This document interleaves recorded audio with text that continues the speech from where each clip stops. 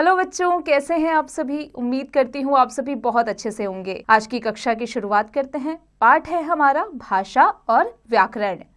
भाषा का शाब्दिक अर्थ है बोलना या विचारों को प्रकट करना। अपने विचारों को प्रकट करने के लिए हमें किसी न किसी भाषा का सहारा लेना पड़ता है। अतः विचारों का आदान प्रदान ही भाषा है। नीचे दिए गए चित्रों को ध्यान से देखिए और पढ़िए। रीता, तुम गाय को रोटी दे दो। हाँ माँ, मैं गाय को रोटी ही खिला रही हूँ। भौं भौं, हाँ हाँ पता है, तुम्हें भी खाना चाहिए, मैं तुम्हें डबल रोटी देती हूँ। ऊपर लिखे वाक्यों में माँ, रीता तथा कुत्ता सब अपने मन की बात कर रहे हैं। भाषा द्वारा हम अपने विचारों का आदान प्रदान करते हैं। भाषा के रूप।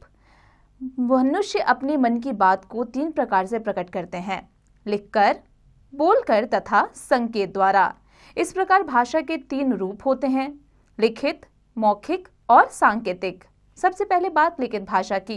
लिखित भाषा वह है जो हम लिखकर अपनी बात को दूसरों तक पहुंचाते हैं, फिर चाहे वह पत्र हो, कंप्यूटर पर मेल लिखकर हो, या पुस्तक लिखकर, या फिर समाचार पत्र हो। लिखित, लिखकर कही गई बात। मौखिक भाषा।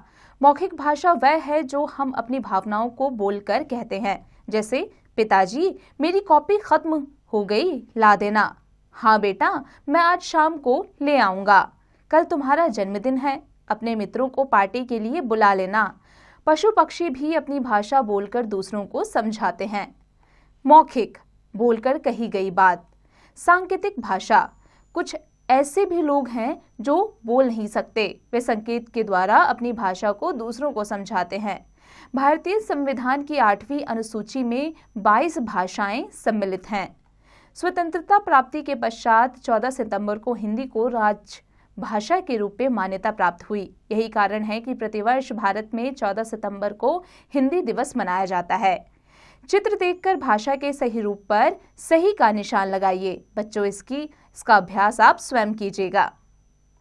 भाषाएं।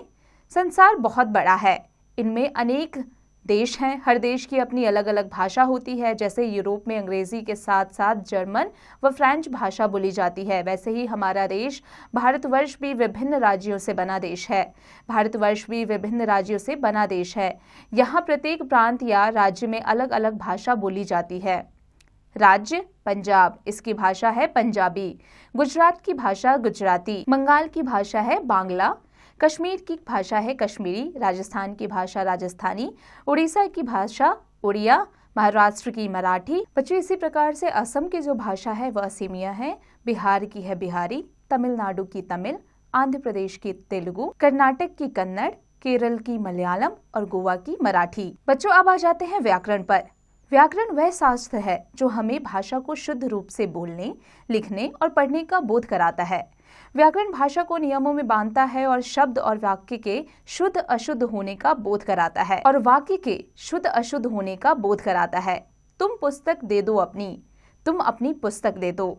इसमें पहला वाक्य कुछ अटपटा सा लग रहा है, अतः यह वाक्य गलत है, परंतु दूसरा वाक्य सही है क्योंकि इसका क्रम ठीक है।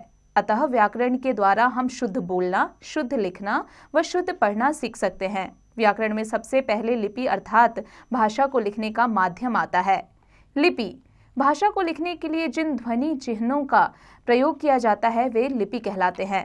हर भाषा अलग तरह से लिखी जाती है। जैसे कि भाषा हिंदी, इसकी लिपि है देवनागरी। इसी प्रकार संस्कृत की लिपि है देवनागरी। अंग्रेजी की लिपि रोमन है। उर्दू की लिपि फारसी है। मराठी की लिपि देवनागरी है। पंजाबी की जो लिपि है वो गुरुमुखी है। नेपाली की जो लिपि है वो देवनागरी है और गुजराती की लिपि भी देवनागरी ही है। अब हमें यह भी समझ में आ गया कि हर भाषा की ध्वनियां भी अलग अलग होती हैं।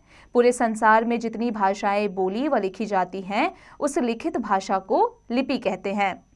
जाने, फारसी लिपि दाएं से बाएं लिखी जाती है। सभी विदेशी भाषाएं रोमन लिपि पर आधारित है। आओ दोहराएं। भाषा द्वारा हम अपने विचारों का आदान प्रदान करते हैं। भाषा के 2 रूप होते हैं। भाषा का लिखित रूप लिपि कहलाता है। व्याकरण हमें शुद्ध रूप से बोलना व पढ़ना लिखना सिखाता है। बच्चों, अब आ जाते हैं इसके अभ्यास पर। बच्चों, अब आप इसका अभ्यास कार्य स्वयं कीजिएगा।